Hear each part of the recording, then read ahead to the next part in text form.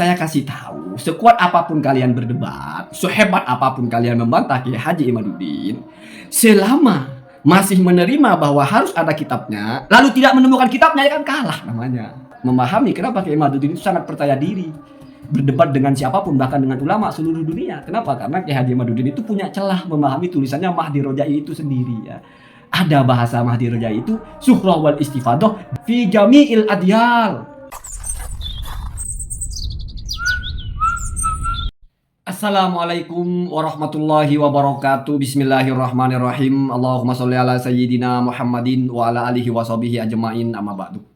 Ja'alana wa iyyakum min ahlil khairi was sa'adah fid dini wad dunya wal akhirah. Amin. Allahumma amin.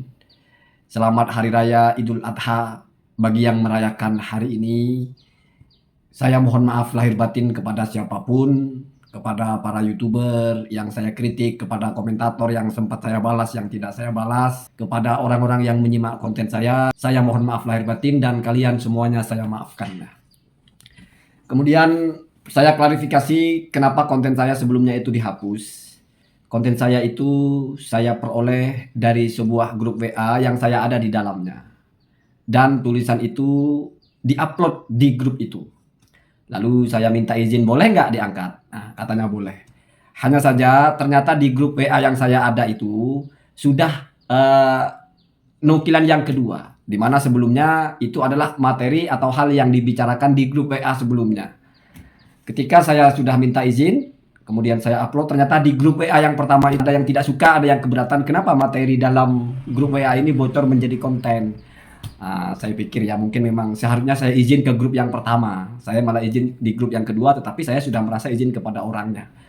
Ala kulli hal, saya tidak suka membocor-bocorkan apa yang mungkin orangnya tidak mau bocor, tetapi pada kenyataannya kalau secara personal orangnya tidak ada masalah. Sudah saya hapus, ditanggapi pula sama Gus Hanif Farhan. Ya sudah. Tetapi ada yang menarik dari tanggapan Gus Hanif Farhan, dimana kalau Gus Hanif Farhan ini ya mungkin langsung mendapatkan dari Kiai Haji Imaduddin. Tanggapan Kiai Haji Imaduddin ketika diajak atau dimungkinkan ada diskusi dengan pihak Maktabah Al-Mar'asyi atau mungkin bahkan dengan Sayyid Mahdi Ar-Rojai. Tanggapannya adalah bahwasanya beliau itu sangat siap berdialog hatta dengan Sayyid Mahdi Rojai tentang batalnya nasab Ba'alawi. Walaupun sebetulnya kalau yang saya baca dari narasi ajakan dialognya itu tentang mengapa menggunakan kitab Asy-Syajarah Al-Mubarakah untuk mengibtal nasab Ba'alawi. Sering saya bilang, walaupun misalnya tidak pakai Asy-Syajarah Al-Mubarakah, atau Kiai Haji Imaduddin itu sudah mengibtal. Jadi kalaupun selesai masalah Asy-Syajarah Al-Mubarakah, entah itu tidak kuat atau apa, tetap saja Kiai Haji Imaduddin itu mengibtal, dan mungkin perdebatannya akan ada sekitar itu dengan Sayyid Mahdi Rojai.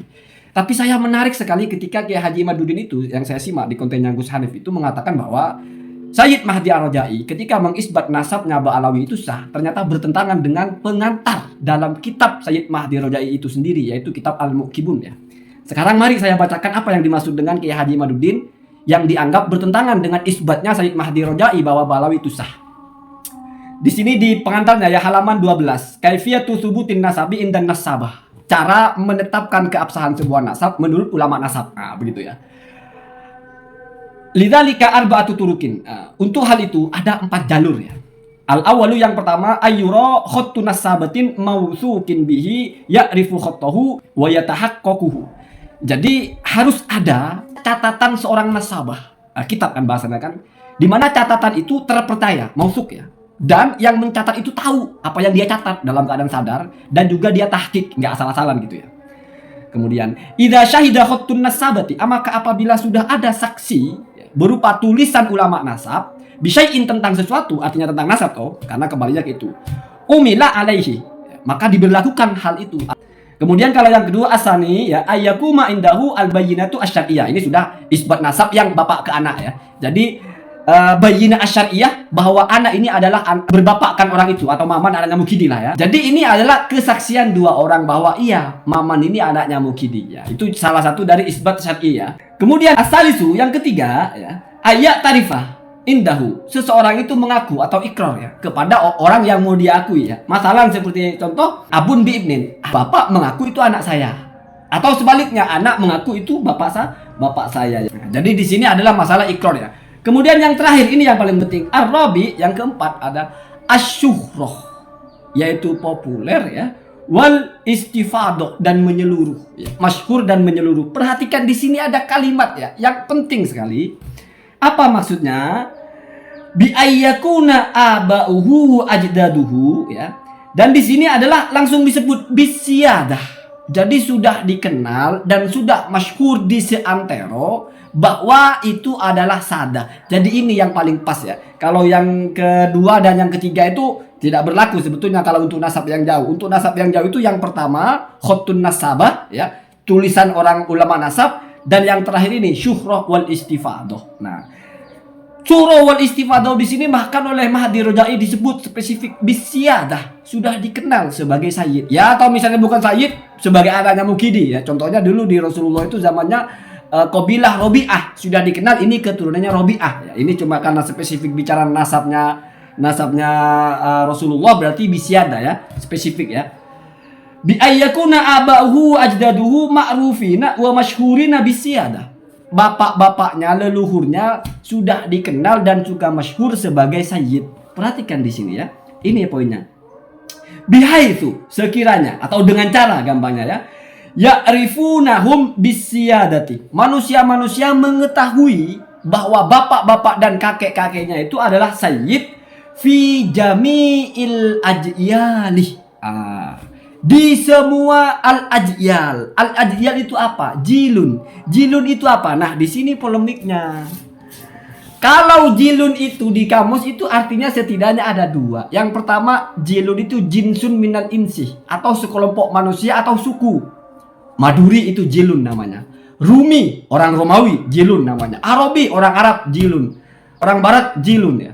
Itu jilun. Tetapi ada juga jilun itu artinya zaman atau masa. Maka mana yang dimaksud oleh Mahdi Rojai fi jami'il adyal ini? Di semua jilun itu apa maksudnya? Apakah semua orang? Tidak mungkin. Tidak ada saya kira sadah manapun yang semua orang di dunia ini tahu kalau dia sadah. Ya non muslim mana tahu sadah nggak sadah kan? Sama orang kan? Berarti tertolak. Tidak mungkin, itu mustahil ya. Mustahil ada orang yang dikenal sebagai sayyid oleh semua orang. Jami'ul adyal itu tidak mungkin kalau itu diartikan semua suku. Tidak mungkin. Ada suku-suku manusia yang agama Islam juga enggak. Mana mau tahu sadah-sadahannya? Kirain apa sadah kan begitu. Maka ada kemungkinan jilun itu adalah zaman. Nah, inilah mungkin yang dimaksud oleh Kiai Haji Imaduddin. Syuhrah istifadahnya itu hadisah, tidak dari masanya Ubaidillah. Jadi bukan fi jami'il adyal.